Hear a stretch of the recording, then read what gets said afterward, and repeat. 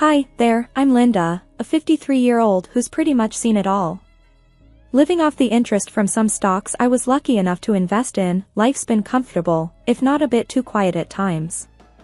My husband, David, works his tail off as a department head at some insurance company. He's the kind who brings his work home, always on the phone or buried in papers. Then there's our son, Ethan, sharp as a tack and a lawyer to boot. A year back, he married Sarah, a nurse with a smile that could light up a room, but there's something about her that just rubs me the wrong way. They've been living with us since they got hitched. Honestly, I thought they'd have moved out by now, but here we are. The house feels smaller these days, if you know what I mean. One evening, we were all sitting in the living room. Ethan was fiddling with his phone, Sarah was knitting something that was probably meant to be a scarf, and David was half watching the news, half asleep. "So, Mom," Ethan started, putting down his phone. "I think it's time we started looking for our own place." I almost jumped out of my seat. "Well, it's about time. I'll help you look. A nice little house, maybe near the park."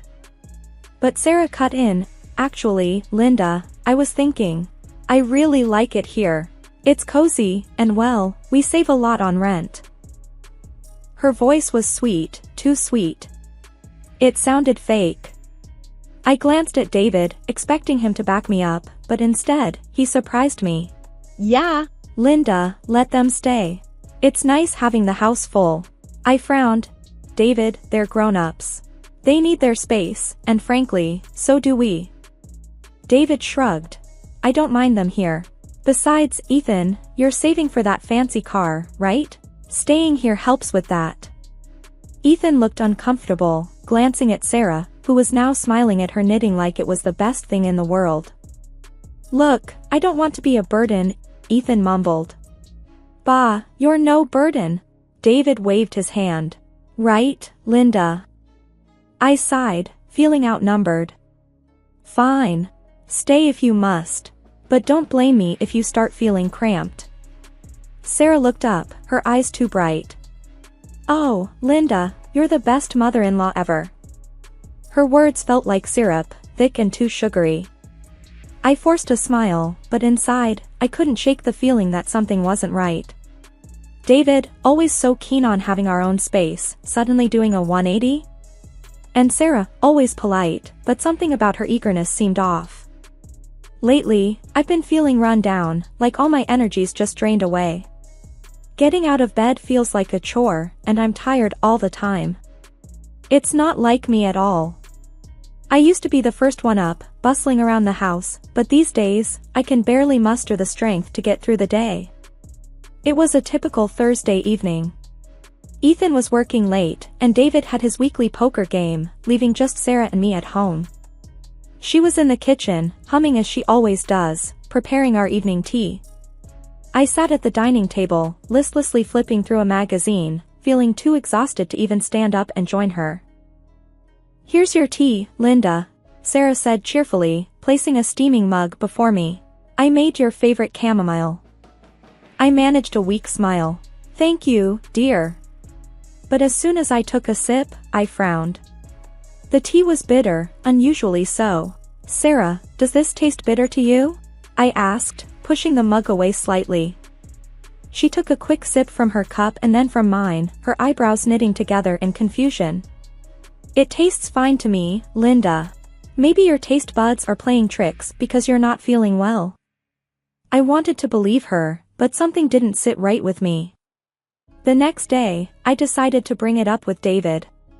He was in the kitchen, a rare sight, making himself a sandwich with an almost comical level of concentration.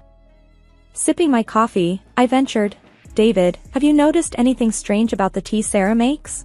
It tasted bitter to me." He paused, sandwich halfway to his mouth, and looked at me as if I'd just said the sky was falling. "Bitter? What do you mean? Her tea is always perfect.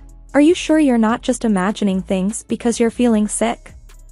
His reaction was so intense, so immediate, it took me aback. "No, I'm certain it was bitter. It's been like that for a few days now." He put his sandwich down, his eyes narrowing. "Linda, it's probably just your illness talking. Sarah's tea is fine. In fact, it's more than fine, it's the best I've had. His defense of Sarah's tea was so fervent, so passionate, that it left me speechless. Was I really imagining it? But no, the bitterness was real, I was sure of it. That evening, when Ethan came home, he seemed worn out, the stress of his job written all over his face. Sarah, ever the attentive daughter-in-law, brought in a tray of tea, saying, "This will help you unwind." Ethan took a sip and then another, making no comment about the taste. It seemed to me like he didn't notice anything off. I tried my tea again, and sure enough, it was bitter. I couldn't understand why I was the only one tasting it. "Doesn't this taste bitter to you, Ethan?" I asked, hoping for some validation. He shook his head. "Tastes normal to me, Mom." Sarah just smiled and said, "Maybe Linda's right, and it's just her feeling under the weather." But I wasn't convinced. Why was the tea bitter only for me? And why was David so quick to dismiss my concerns? There was something odd going on, and I was determined to find out what it was. The mystery of the bitter tea had turned my home into a scene straight out of a detective show. Determined to uncover the truth, I decided to keep a close eye on Sarah, especially when she was preparing our evening tea. With Ethan at work and David out for the day, it was the perfect opportunity to do a bit of sleuthing. I positioned myself at the kitchen table with a magazine, pretending to be engrossed in an article. Out of the corner of my eye, I watched Sarah bustling around the kitchen. She had this way of moving, smooth and precise, like she knew exactly what she was doing. Today, her movements seemed even more calculated. As she reached for the tea canister, her eyes darted around, ensuring she was alone. It was then I saw her slip a small vial from her pocket and discreetly add a few drops into the tea meant for me. My heart skipped a beat. So, I was right all along. I waited for her to leave the kitchen. The moment she stepped out, I sprang into action, swapping the mugs with a swift, careful motion. The adrenaline was pumping through my veins. I felt like a secret agent in one of those spy movies Ethan loves. Returning to my seat, I tried to appear calm as she came back, handing me the special tea with a smile that didn't quite reach her eyes. "Here you go, Linda. Enjoy." I nodded, my hands trembling slightly. "Thank you, Sarah." We sipped our tea in silence. I watched her, pretending to take small sips from my cup. Soon, her eyes began to droop, a clear sign the sleeping agent was taking effect. Within minutes, she was slumped over the table, fast asleep. I was in shock. My daughter-in-law, whom I had welcomed into my home, was drugging me. But why? My mind was racing with questions. I knew I had to act quickly while she was still asleep. Cautiously, I searched her purse and found the vial. The label read, "Strong Sleep Aid, prescription only." My hands shook as I held it.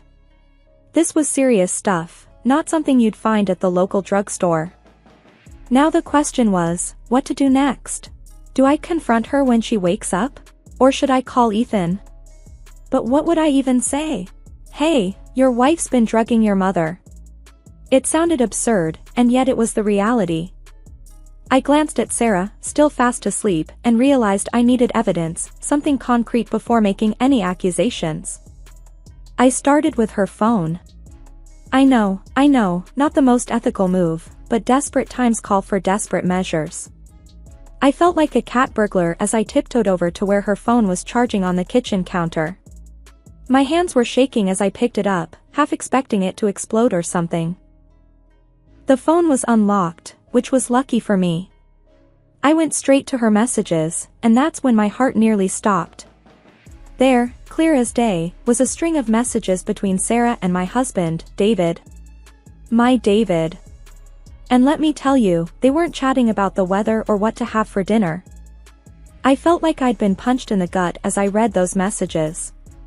They were planning something terrible. The words blurred before my eyes, but the gist of it was clear, they were having an affair. And not just that, they were plotting against me. David had insured my life and, together with Sarah, planned to stage a car accident to cash in on the policy. My own husband and daughter-in-law, scheming right under my nose. I must have been standing there for ages, just staring at the phone in disbelief. The sound of a car pulling into the driveway snapped me out of it. It was Ethan, coming home from work.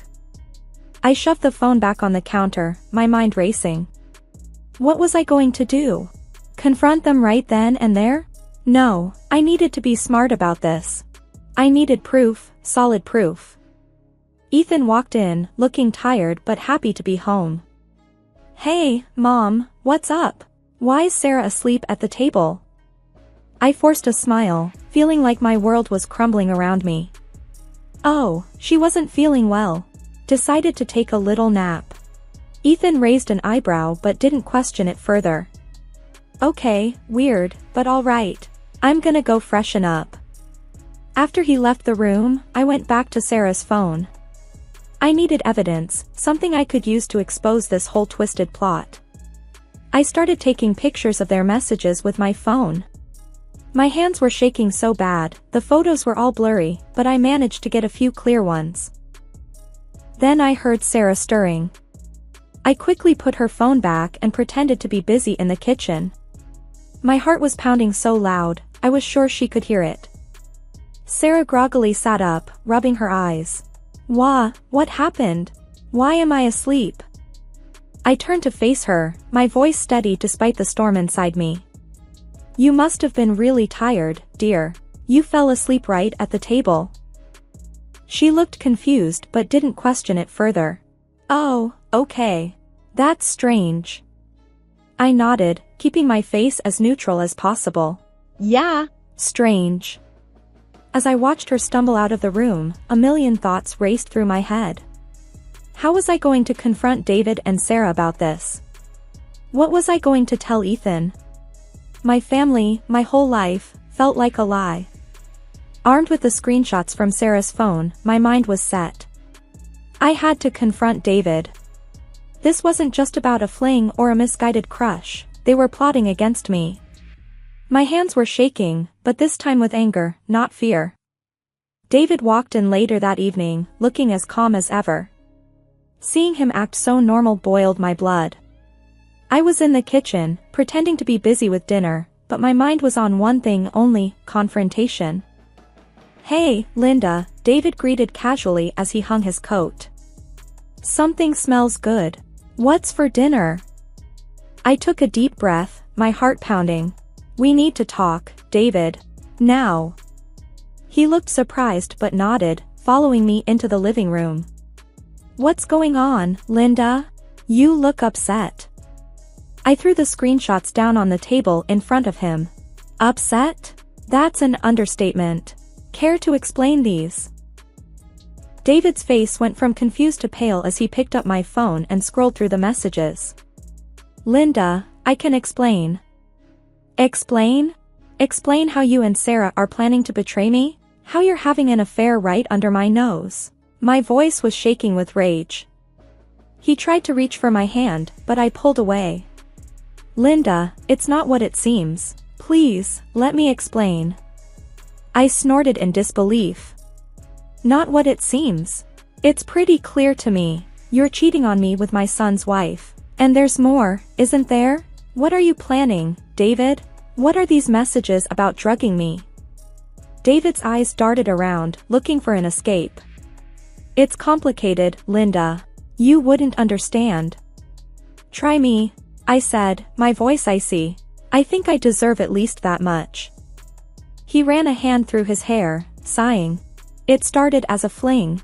We didn't mean for it to go this far. But then, things got out of hand. Out of hand?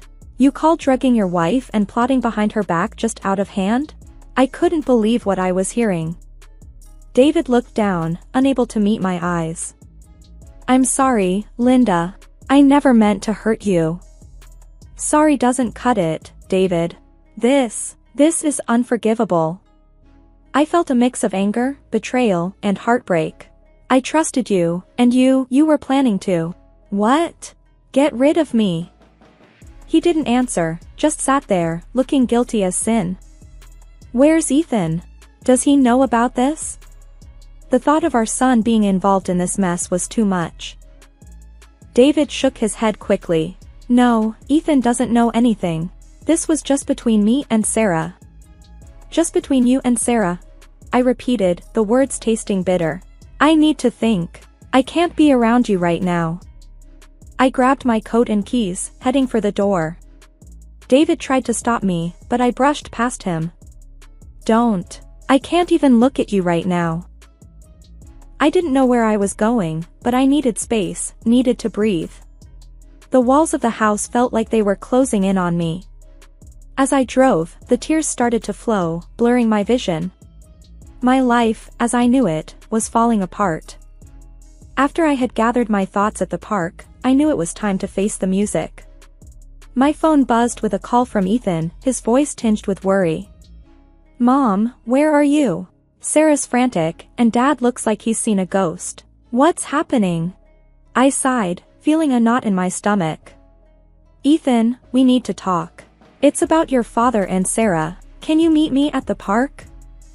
The urgency in my voice must have hit him. I'm on my way, Mom. When Ethan arrived at the park, his face was etched with concern. I didn't beat around the bush. I showed him the screenshots from Sarah's phone. His reaction was a mix of disbelief and anger. This can't be true. Dad and Sarah, he muttered, his voice barely above a whisper. It's hard, I know, but we need to confront them, together, I said, my voice steady. Ethan's jaw clenched as he nodded. Let's go back home. The drive back was tense, each of us lost in our turbulent thoughts. As we walked into the house, David and Sarah were sitting together, looking like they were bracing for a storm. Ethan, usually so calm and collected, was the first to break the silence. How could you both do this? To Mom, to me. Sarah's face crumbled, tears spilling over. Ethan, I'm sorry, I never meant for any of this. Save your apologies, Sarah. They mean nothing now, I interjected, my voice cold. David stood up, his face pale. Linda, please, let's talk about this. I can explain. I shook my head, the evidence burning a hole in my pocket. Explain? You betrayed me, our son, our family. There's no coming back from this. Ethan's voice was laced with betrayal. And you, Sarah, my wife, involved in this deceit. Sarah reached out to Ethan, but he recoiled. Don't touch me. I can't even stand to look at you. It was then that we heard the front door open. We all turned to see two police officers entering the house. David's and Sarah's faces went from fearful to outright terrified. They knew their secret was out, and the consequences were here to face them. The officers approached them, their expressions stern. David and Sarah, you need to come with us. There are serious allegations against you both. David's voice was barely a whisper. Allegations? What allegations? I stepped forward, holding up my phone. These allegations. Betrayal, plotting, deceit. As the officers handcuffed them, the look of terror on David's and Sarah's faces was something I'll never forget. It was the look of people who realized their world had just crumbled. The house felt eerily quiet after David and Sarah were taken away by the police. Ethan and I sat in the living room, the weight of the day's events pressing down on us. Ethan broke the silence first. Mom, how are you holding up? I mean, after everything. I sighed deeply, the events of the day replaying in my mind. I'm not sure, Ethan. Betrayed, angry, confused, a bit of everything, I guess. How about you? He leaned back, rubbing his temples. It's like a bad dream, Mom. I can't believe Sarah and Dad. It's just too much to take in. I reached over, giving his hand a reassuring squeeze. We'll get through this, Ethan. It's going to be tough, but we're strong. We can handle it. He nodded, a determined look crossing his face. Yeah, we've got each other, at least. That counts for something. I smiled, feeling a surge of maternal pride. It counts for a lot, Ethan. We're a team, you and I. We spent the next few hours talking, really talking, about everything we'd been through. It was a conversation long overdue, one filled with honesty and raw emotions. We shared our feelings of betrayal, our fears about the future, and our hopes for what was to come. "I've been thinking, Mom," Ethan said after a pause. "Maybe it's time for some changes. For both of us." I nodded in agreement. "Changes like what?" "Maybe start with the house. It feels tainted now. Maybe we should sell it, find somewhere new to start fresh." The idea was both scary and exciting. "That's a big step, but you might be right. A new beginning could be good for us." "And what about you, Mom? What will you do now?" Ethan asked, concern in his eyes. I took a deep breath, feeling a sense of determination rising within me. "I think I'll start by rediscovering who I am, apart from your father. Maybe pick up some old hobbies, find new interests. I've always wanted to try volunteering, maybe at the community center." Ethan smiled, a genuine smile that reached his eyes. "That sounds great, Mom. And I'll be here for you, whatever you need." I felt a warm glow at his words. "And I'm here for you too, Ethan, always." We sat there for a while longer, talking about the future, about the possibilities that lay ahead. It was the first time in a long time that I felt a sense of hope, a belief that things could get better. As the day turned into evening, Ethan stood up. "I should probably head out, give you some space." I stood up too, hugging him tightly. "Thank you, Ethan, for everything. I don't know what I'd do without you." He hugged me back, just as tightly. "You'll never have to find out, Mom. I'll always be here." After he left, I sat back down, feeling a sense of peace I hadn't felt in a long time. The road ahead was uncertain, but I knew I wasn't alone. I had Ethan, and I had a newfound strength within me. After the whirlwind of the trial and the divorce, I found myself starting anew. The divorce was hard, but David had to pay a significant amount for the physical and moral harm he had caused. Both he and Sarah were facing real jail time. I had moved into a small, charming apartment in a quiet part of town, a place where I could start over. Ethan visited often, and on one bright Saturday afternoon, he came over to help me with my new project, setting up a small garden on my balcony. He was elbow-deep in potting soil, planting some herbs. "You seem to be doing really well, Mom," he commented, looking around at my new place. I smiled, watering a small tomato plant. "I am, Ethan. It's been tough, but I'm finding my way. And the volunteering at the community center is really fulfilling." He smiled back, clearly relieved. "That's great to hear, Mom. After everything, you deserve to find some happiness." We worked together in comfortable silence for a while, enjoying the simplicity of the task. Then Ethan said, "I'm thinking about trying to date again. It's time to move on, you know?" I nodded, pleased for him. "Just take it slow, Ethan. And remember, honesty is key in any relationship." As we finished with the garden, Ethan stood and stretched. "I'm really proud of you, Mom. You've come through so much." I stood up too, feeling a sense of accomplishment. "Thanks, Ethan. You've been my rock through all of this." He hugged me tightly. "Always, Mom. You're not just my mom, you're one of the strongest people I know." Looking out over the balcony at the city below, I felt a wave of contentment wash over me. The past months had been some of the hardest of my life, but they had also shown me my own strength.